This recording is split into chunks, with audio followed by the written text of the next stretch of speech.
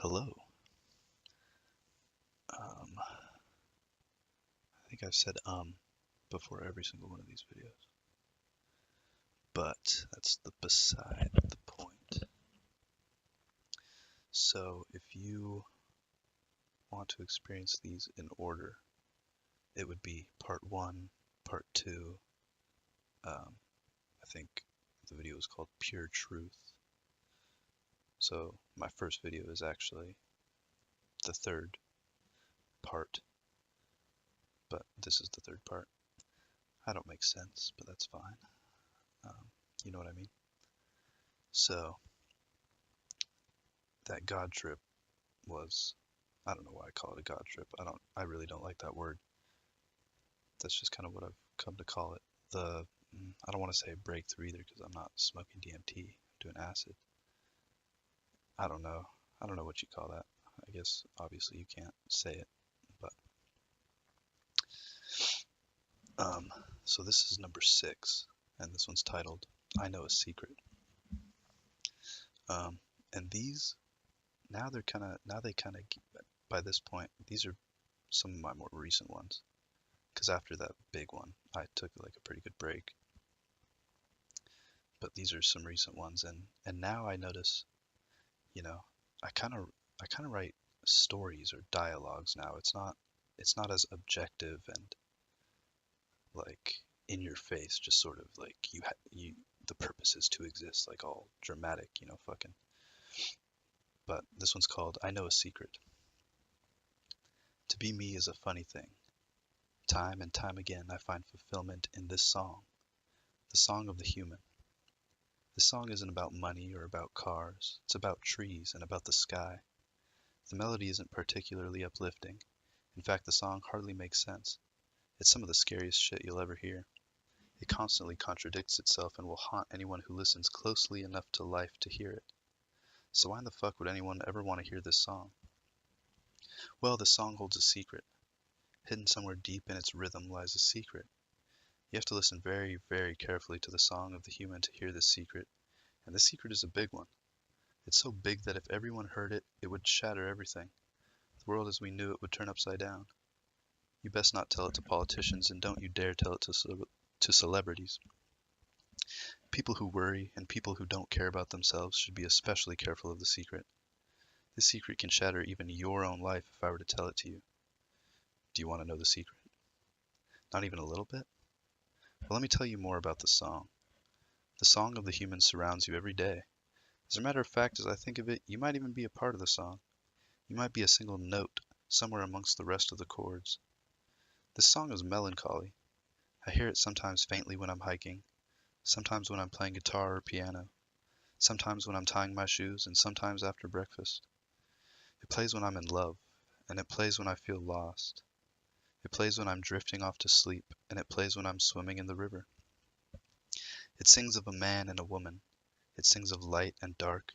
It sings of hate and love, and it's oh so fulfilling to hear. It's a little bit intense and upsetting, but it's full and it's rich. It makes you feel happy and sad at the same time. It rings deep every time you're lucky enough to catch a glimpse of it. The tune of the song gets stuck in your head, and soon it's all you can think about. It becomes an obsession. There's something about it that's just more than real. Then one day, as you're listening closely to the song, you catch a whisper of the secret. It's a joke. What? You listen even closer to the song. The next time that you hear it echo. And there's that voice again. But this time it isn't whispering.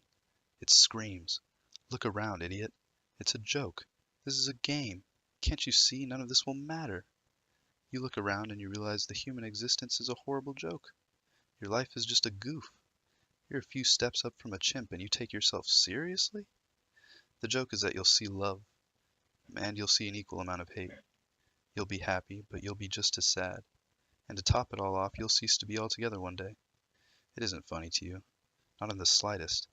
It seems unfair. It seems impossible, and will depress the stubborn and those who consume control. But now that you know this, the song plays a little more often, and you begin to find some pleasure in it again.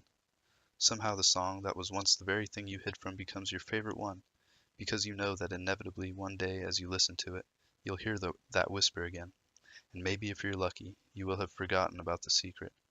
The beautifully intricate comedy of your existence might just catch you by surprise again, and this time you'll just laugh. I like that one as well. That's a pretty good one. Yeah, kind of like, kind of like Terence McKenna's Cosmic Tickle. I don't know if he's the first guy to say that, but I like that. I like those words, Cosmic Tickle. It's kind of like that.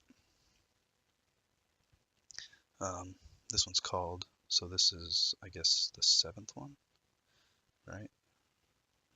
Yeah, I'm pretty sure. Yeah, so the seventh one. This one's called What Would Stop Me? The human body is a machine designed to manifest desire into the physical, a biological miracle in which a being has been taken from what seems like nowhere and thrust into our physical world through the mother, contained in the form of an intelligent ape. True desire and want comes from something so much more than us. Any passion you have or intent you've conjured comes from the universe, as you nor I am any separate from the entirety of this world.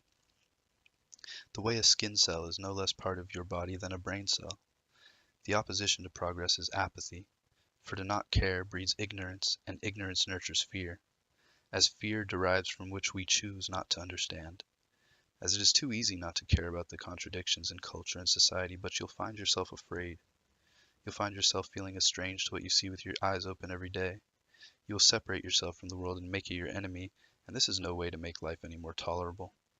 But to be sensitive is to be brave, as to recognize life around us, and to come to the conclusion again and again that we simply can't understand our very own nature is tragic. To transcend this tragedy, one must believe in his desire, because his desire is true, and his passion is purposeful. Once this is done, once he has confidence in his ability to create what he wants and surrenders his will to the universe, he will watch it manifest.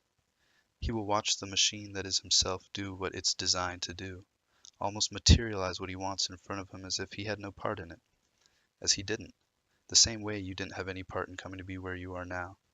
Look around. Where are you? And did you plan on being there? Most likely it just sort of happened. So what can't he do? What can't he dream up and decide to want? Without limits on what you define as yourself, you will find no limits on what you can do. You are everything. I am everything. So there is nothing that isn't within our reach. Yeah, that's pretty dramatic too. It's a good one though. I like I like the human body is a machine designed to manifest desire into physical. I think that's very true. I don't know who made the machine. I don't know what the desire is. I don't know what the physical is, but, well, I guess nothing is true.